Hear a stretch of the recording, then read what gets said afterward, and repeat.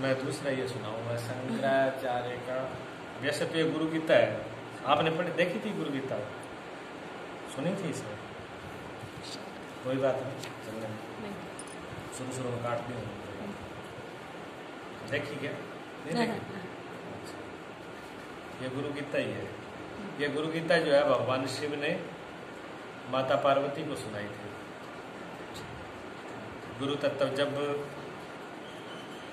अमर मुंडों का रहस्य जब पूछती है ना माता, इस मुंडों का रहस्य का क्या अर्थ है, तो भगवान शिव कहते हैं कि ऐसे मालूम नहीं पड़ता, जब तक आप गुरु धारण नहीं करते तब तक इसका पता नहीं लगेगा।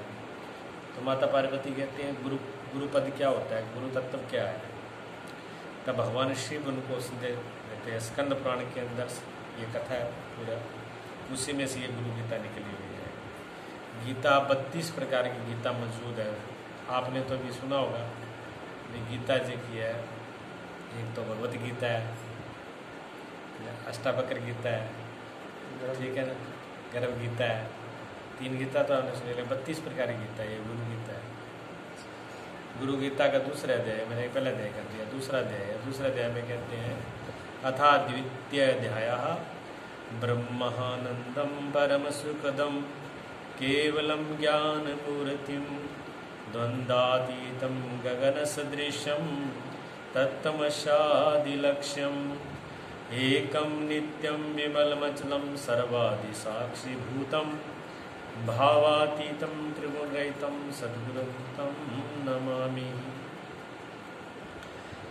गुरु के स्वरूप बताया। गुरु किसको कहते हैं? भगवान शिव कहते हैं गुरु किसको कहते हैं? तो उन्होंने कहा ब्रह्मानंदम, जो ब्रह्मानंद, ये जो शरीर बाहर का जो शरीर दिख रहा है ना, ये गुरु पद नहीं है, गुरु तत्व नहीं है। हालांकि ये भी कीमती है, ये भी कीमती है क्योंकि इसके अंदर वो विराजमान है। जैसे हम कोई चीज़ बनाते हैं घर में, कोई चीज़ पकाएं, दूध गर्म कर रहे हैं, तो आँच जो है वो बर्तन में लगता है, दूध में नहीं लगता है। आँच जो है वो बर्तन में लगता है और बर्तन में लग करके फिर वो दूध में जाता है और दूध उबलने लगता है। डिग्री के उसकी 100 डिग्री तक दूध गर्म हो जाता है, जबकि सीधा संबंध नहीं है उसका। उसके बीच में एक लोहे की परत है, जहाँ को भी धातु है उसकी परत है। और जो अग्नि तत्व है वो तो अग्नि है, नीचे आयल है, लेकिन अग्नि का संग लोहे ने किया, धातु ने किया, बर्तन ने किया, और बर्तन का संग द्रव्य ने किया, जल ने, जहाँ दूध ने। तो उनका संग करने से उसकी जो उष्णता है, जो गर्मपन है, वो उनके अंदर प्रवेश कर गया। इसी प्रकार जो संत महापुरुष, जो गुरु होते हैं, उनके शरीर जो है ना, उनमें जब आत्म साक्षात्कार होता है, उनके अंदर आत्मा का जो जागृति, परमात्मा का जो आविर्भाव होता है, वो उनके शरीर में और रोम में भी हो जाता है। इसलिए हम महापुरुषों को जलाते नहीं हैं, उनको समाधि लगाते हैं, क्योंकि उनका शरीर इतना पार्थिव शरीर भी इतना कीमती हो जाता है, इतनी ऊर्जा वाला, उससे भी लोगों को कई टाइम तक, युगों तक उनसे लाभ मिलता है। कई युगों तक वो उससे काम लेते हैं, उसे काम करते रहते हैं। इसलिए वो उस शरीर को भी समाधि में संभाल के रखते हैं, तो वो शरीर भी काम करता है। उनके शरीर दर्श परश मुख मंजन पाना कटे पाप कई विद। इसलिए संतों का, गुरु का दर्शन, संपर्श, उनको हाथ लगाना, मुख मंजन, जो उनके मुख के द्वारा जो कुछ आ रहा है, शब्द आ रहे हैं, कहते हैं उनसे कोटि कोटि जन्मों के जो कर्म होते हैं उनका नाश होता है। दर्शन करने से भी, दर्शन भी व्यर्थ नहीं जाते, संपर्श भी व्यर्थ नहीं जाता, उनको छूना भी व्यर्थ नहीं जाता, और उनके वाक्य भी होते हैं। तीनों चीज़ इसके जीवन में आ जाए। हालांकि दर्शन बड़ा है, दर्शन बहुत बड़ी बात है। दर्शन सिर्फ चमड़ी से संबंध नहीं रखता, चमड़ी पर संबंध आया और बस बात खत्म हो गई। चमड़ी तक तो लोग ज़्यादातर ये देखते हैं गुरु जी के कितने लंबे चौड़े हैं, कैसे रूप के हैं, काले हैं, गोरे हैं, ये मतलब ये तो गुरु का दर्शन नहीं है, ये गुरु का अपमान है। गुरु को इस दृष्टि से देखना कि गुरु तो खूब लंबे चौड़े हैं, खूब सुंदर है, या काले हैं, या इस रंग के, मतलब सिर्फ इतने भाव से देखना उनका अपमान करना होता है, क्योंकि वो अनंत रूप है। उनका सौंदर्य, उनके जो रूप है, उसका वर्णन करना मुश्किल है। अष्टावक्र जो थे काले रंग के थे और 8 जगह से टेढ़े थे।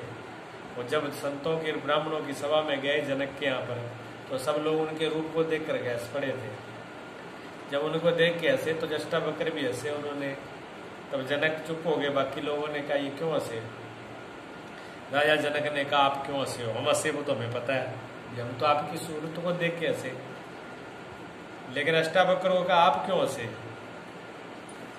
अष्टावक्र ने कहा आपको देख के मैं हंस गया। उन्होंने कहा ऐसा नहीं हो सकता। तो समझदार था राजा, ऐसा नहीं हो सकता, आपके हंसने का कारण है। तो उन्होंने कहा जब राजन मैं इसलिए हंसा हूं कि राजा मूर्ख है, तुम्हारी मूर्खता भी हंसी आई है। क्यों? किन चमारों को इकट्ठा करके ब्रह्म ज्ञान चाह रहा है, ये चमारों से ब्रह्म ज्ञान मिलेगा। वहां ब्राह्मण और ऋषि थे, उन्होंने कहा देखो कल का बालक है, छोटी सी उम्र का, और हम सबको चमार कहता है, ये चरमकार बता रहा है। तो सब लोग नाराज हुए। राजा ने कहा तुम शांत रहो, बालक की बात को पूरा होने दो। उन्होंने कहा जी आप चरमकार आप कैसे बोल रहे हो उससे बात में? तो उन्होंने कहा राजन आप मेरे शरीर को देख के हंसे, पूरी सभा हंसी है, तो ये चमड़ी को देख के तो हंसे हो, मुझे अगर देखा होता तो आप हंसते नहीं। मैं तो बहुत सुंदर हूँ, मुझे नहीं देखा आपने, सिर्फ चमड़ी को देखा, और जो चमड़ी की परख करता है वो चमार होता है, इसलिए आपने चमड़ी की परख कर लिया। सब ने चमड़ी की परख की है, सब चमार है, चमड़ी की परख करने वाले चमार होते हैं। मेरे को नहीं देखा। राजा ने स्वीकार किया, माना गलती मानी, दूसरों ने भी मानी, वाकई ठीक है हमने उसको देखे, आपके स्वरूप को नहीं देखा। वही स्वरूप जो है बता रहे हैं। हालांकि ये भी गुणकारी है, क्यों? जैसे उसके गुण इस शरीर में भी आ गए, उनका शरीर भी कीमती है। जैसे साकार भगवान का पूजने वाले हैं, भगवान साकार में कोई जरूर थोड़ी है लड्डू गोपाल को पूज रहे हो जहाँ, और कोई विग्रह मूर्ति को पूज रहे हो, वह भगवान थोड़ी है। लेकिन भगवान का जो उसमें भाव आ गया, वो उस आकृति को देख करके जागृत हो, और भाव का जागृत करना, उनके मुख कमल को देखना, और मुकुट को देखना, उनकी छवि को देखना, उनकी सुंदरता को, उस सुंदरता को देख करके भाव और प्रगाढ़ हो जाए, इसलिए वो है। अगर अपने भाव को उसी मूर्ति पर ही लगा दिया तो भक्ति फिर वो उसको उल्टा कर दिया काम, फिर घाटा हो गया उसका, फायदे की जगह नुकसान हो गया। क्योंकि जो अंदर भाव था उसको पत्थर में प्रेस कर दिया, जहां धातु में लगा दिया, अगर उसी को मानने लगे तो भाव को मान दिया। उसको देख करके उसकी याद आ जाना। जैसे मान लो कि मुमताज साहब के पति है, इनका कोई भी चीज पड़ी हो, कहीं भी पड़ी हो, आप देखते पहचान लोगे। उस वस्तु को देख के इनके पता लग जाए, आपको याद आ जाएगी नहीं याद आएगी, ये हमारे उनकी है। हाँ। जहाँ मेरी ले लो, ये आप अब हमारा कोई घर में कोई चीज रह जाए, आप हमारी वस्तु को देख करके हमारी याद आएगा, ये तो गुरु जी का है। तो आप उस वस्तु को देख करके ध्यान गुरु जी पे गया, उस वस्तु को देख करके ध्यान पति पे गया, या जिसकी है उस पे ध्यान जाना। तो भगवान का कोई भी चिन्ह देख करके भगवान पे ध्यान जाना, मैं तो उस ध्यान का है, न कि उस चिन्ह का है। चिन्ह तो पीछे रह जाएगा, मेन चीज ध्यान है, जो है उस पे चले जाना, वो क्या है। इसी प्रकार संत और सदगुरु के पास में संतों को देख करके भगवान की याद आती है, भक्तों को देख करके भगवान की याद आती है। ऐसे एक शिष्य हुए हरिदास जी, बहुत अच्छे संत है, माने संत वृंदावन के, उन्हीं के शिष्य थे। तो वो गुरु के प्रति तो उनकी बहुत निष्ठा थी, गुरु के प्रति उनका बहुत विश्वास, सेवा पूजा निष्ठा, गुरु पर पूरा समर्पण था। गुरु की कोई सेवा में कमी नहीं, आज्ञा का पालन, लेकिन उनमें एक कमी थी, और दूसरे संतों की मतलब सेवा नहीं करते थे, दूसरे को प्रणाम करने में भी उनको भारी लगता था। तो गुरुजी वृद्ध हो गए थे, तो गुरुजी ने कहा कि शिष्य के अंदर सारे गुण हैं, मेरे प्रति उसका भाव है, लेकिन उसमें जो एक दोष है, ये तो थोड़ा सा अहंकार बच जाएगा, और थोड़ा अहंकार बचेगा तो ये कल्याण नहीं हो पाएगा इसका।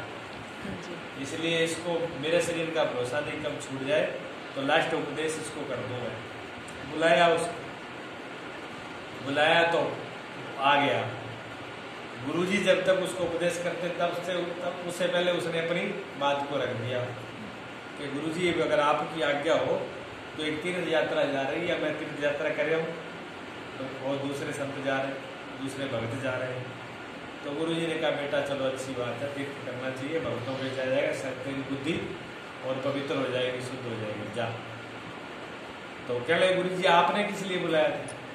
कि बेटा पहले तू यात्रा करे, तेरी बुद्धि शुद्ध हो जाए, मेरी बात तेरी समझ में आ जाए। यात्रा करे तो आके बता दूंगा, यात्रा से आके। यात्रा में गए, यात्रा में टाइम लग गया 6 महीने। 6 महीने को तेरे गुरुजी ने शरीर छोड़ दिया। गुरुजी ने शरीर छोड़ दिया, उसको खबर पहुंची, वो वहां से आया भाग करके। शाम का टाइम होने जा रहा था, लोगों ने अर्थी सजा ली, सब तैयारी कर ली, अर्थी बांध के तैयार हो गए, समाधि देनी है।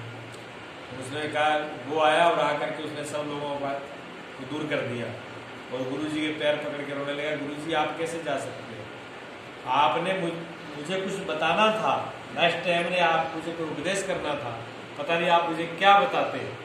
मेरी मुझे जिंदगी भर मुझे बिना बताए आप जा नहीं सकते, गाँव वालों का दूर हट जाओ, कोई नहीं आएगा पास में, और मुझे गुरुजी बता के जाए। लोगों ने कहा गाँव वालों ने कि अब बात जाने वाला कभी वापस लौट के थोड़ी आता है।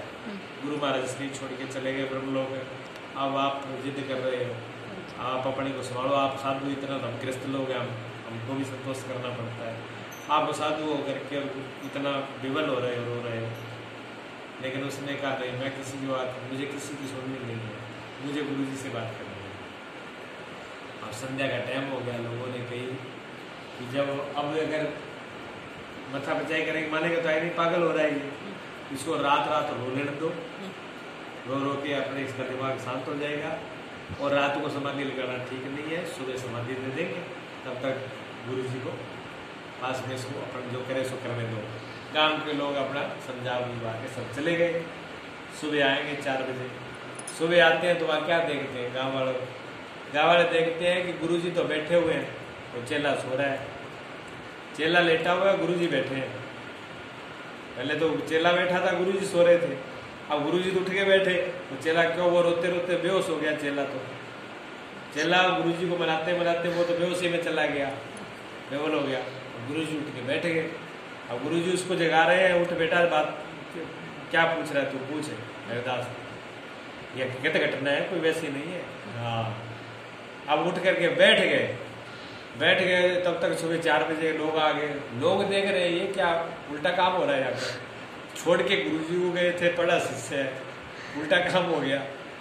अब शिष्य फिर पानी पूरी डाला और शिष्य होश में आया, होश में आते ही गुरुजी आप कहाँ चले गए? कहीं नहीं, मैं तो सबसे गया हूँ, मैं ये कहाँ जाना, आपने मेरे को बताया नहीं, आप क्या कहना चाहते थे? क्या मुझे ज़्यादा कुछ नहीं कहना था, मुझे ये कहना था भगत और संतों की सेवा करना चाहिए, भगत संत की सेवा से हृदय पवित्र होता है, भगवान जल्दी प्रसन्न होते हैं। इतनी बात मुझे कह रहे, सुनो गुरुजी, इतनी बात कहने से काम नहीं चलेगा, भगत और संतों की सेवा की कैसे जाती है, ये जब तक मुझे आप सिखा नहीं दोगे तब तक जाओगे नहीं। रोक लिया उनको, 1 साल तक हरिदास रुके और उनको सिखाया, सिखाने के बाद फिर शरीर छोड़ा उन्होंने।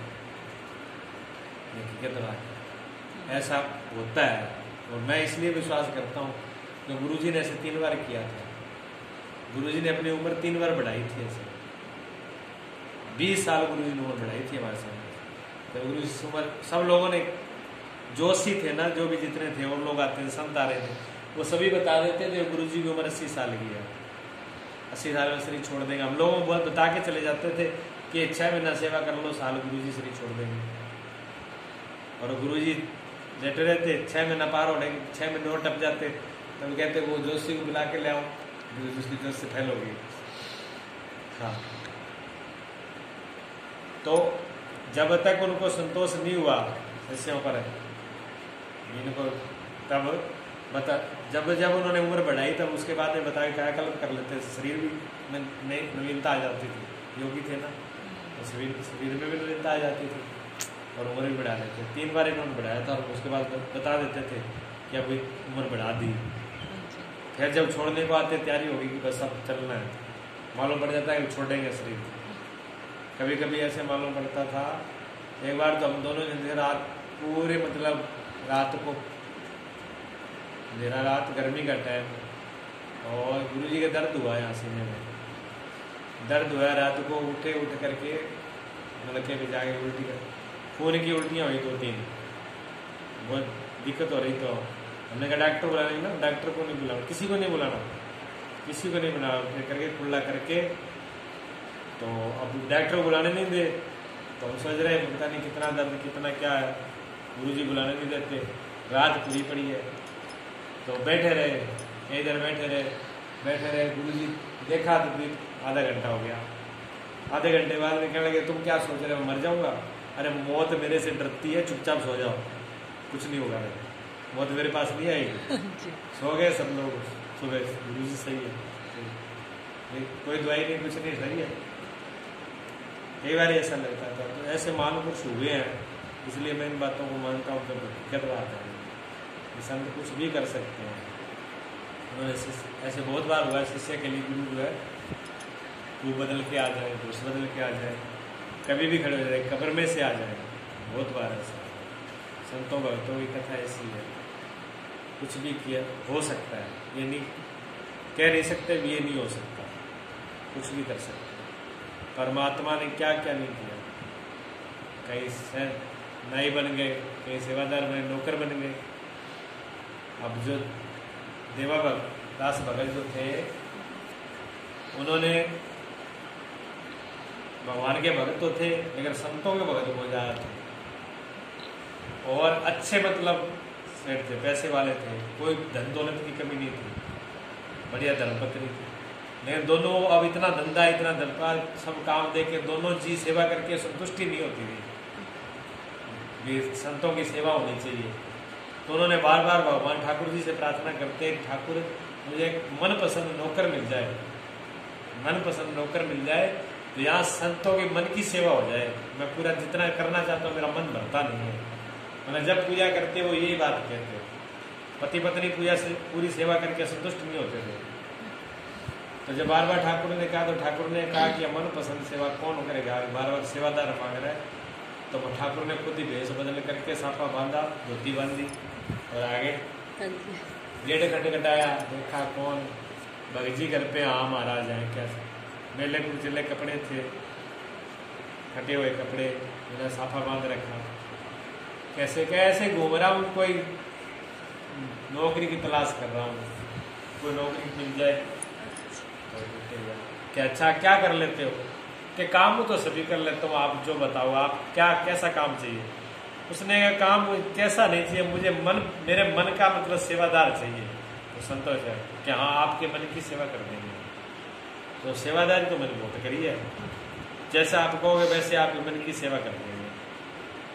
ठीक है। अब वो संतों उन्होंने बुला लिया, पहले पिछले कपड़े थे, उन्होंने देखा नौकर बेचारा घूमता फिरता गया है, सेठ बड़ा था। तो उसने कहा सेठानी तो आज पहले तो कुछ खाना पीना करा इसको। और सेठ जो संतों के लिए वस्त्र ले आए हुए थे, धोती कुर्ता था, उनमें से बढ़िया सुंदर कपड़े लेके आए।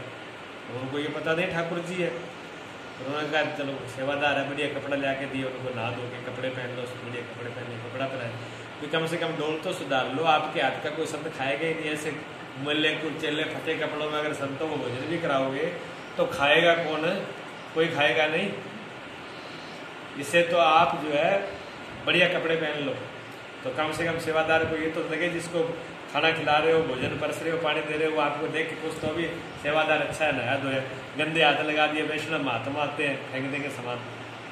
तो अगर उनका मन दुखी होगा तो सेवा बेकार है। तो बढ़िया नहा धो के सफाई से रहना, धोती कुर्ता तिलक लगा के एकदम चिंता मत करो, जैसे आपको वैसे रहो बन ठन के।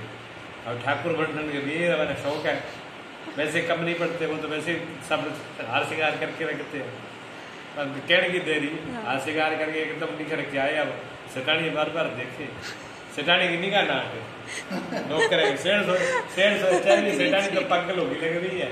अब सेठ का मन भी इतना उस पर भी आज ही मिला है यार, ये सेवादार आज ही मिला, ऐसे लगता है सेवादार जैसे हमारे घर पे रोज ही रहता हो, जैसे हमारा घर कई सदस्य हो, इसके प्रति मन इतना लगाव इतना है।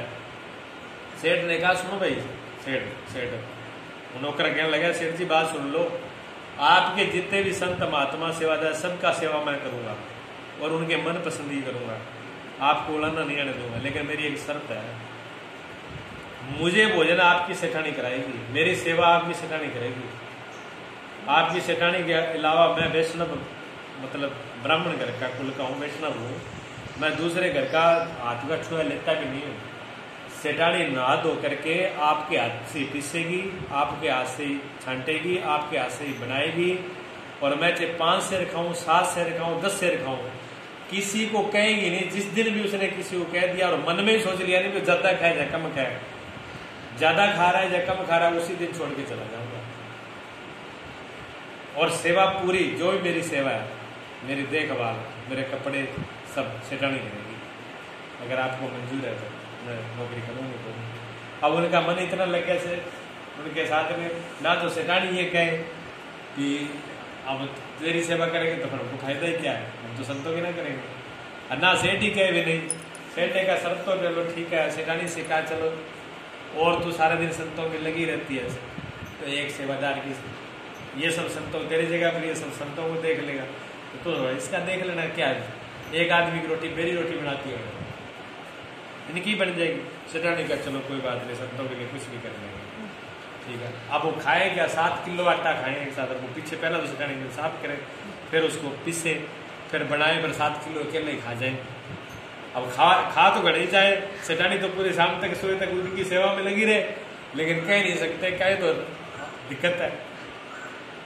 ऐसे करते करते अब सेठानी तो सुबह सुबह क्या तो ठंडी खूब मोटी ताजी थी इसकी तरह, अब ऐसी हो गई सेठानी ऐसी हो गई, अब कह सकती नहीं, अंदर ही अंदर चले, कह दिया नहीं तो काम खराब हो जाएगा। हाँ। अच्छा वो तो साक्षात ठाकुर ही थे। अब तो महात्मा कोई अब आश्रम से सोच के चले, आज तो भाई कमंडल नहीं है, कमंडल सेठ के यहाँ से कमंडल अगर मिल जाए ना तो बात बन जाए। वो तो मन की बात जान जाए, वो सेठ जी हाँ एक संत के पास कमंडल नहीं है, कमंडल ले आओ बढ़िया सा, कमंडल ले आकर दे। और जो महात्मा को कमंडल दिया और सेठ महात्मा ने सेठ की बढ़ाई हो, सेठ आप जैसा भगत खोजना मुश्किल है। मेरे पास ये कमंडल नहीं था, बहुत दिन से दुखी था और आश्रम से मन में सोच रहा सेठ कमंडल अगर कर दे, पता नहीं तुम कैसे मन की बात जान जाते हो, भगवान जाने। सेठ कहने लगे कुछ नहीं, हमारा तो ये सेवादार ही ऐसा है, ये जो कह देता है वही कर देता हूँ मैं तो, लेकिन मैं ये सब आप सब लोग प्रसन्न हो, मुझे बड़ी प्रसन्नता है। तो किसी ने कहा धोती फट गई, किसी ने कहा कुर्ता फट गया, किसी ने कहा वस्त्र चाहिए, मतलब जो महात्मा मन में सोच के आए, कोई भोजन की सोच के आए, आज इतने दिन से ये मिठाई नहीं खाई, वही मिठाई मंगा के तैयार रखे। अब सारे दूर दूर महात्मा के पता नहीं सेवादार, उसकी सेवा से इतने सब लोग सेवादार की तरफ देखेंगे, सेवादार भाई बड़े जोरदार है, बहुत बढ़िया है, इतनी मिठास, इतनी सुंदरता, इसकी आंखें कितनी अच्छी है, मुंह कितना, इसकी हंसता कितना बढ़िया है, बोलता कितना सुंदर है, वाणी कितनी अच्छी है। अब सारे प्रसन्न हो उनको देख देख करके, खूब सेवा करी। अब सेठानी बेचारी दौरे आगे चक्कर आने लग गई, तो कोई ठाकुर जी की लीला ही ऐसी थी। अब बहुत टाइम बीता, सेठानी बिल्कुल ऐसी हो कि आप कह सकते नहीं करें क्या क्या ना करें। तो एक दिन पड़ोसन के घर चली गई,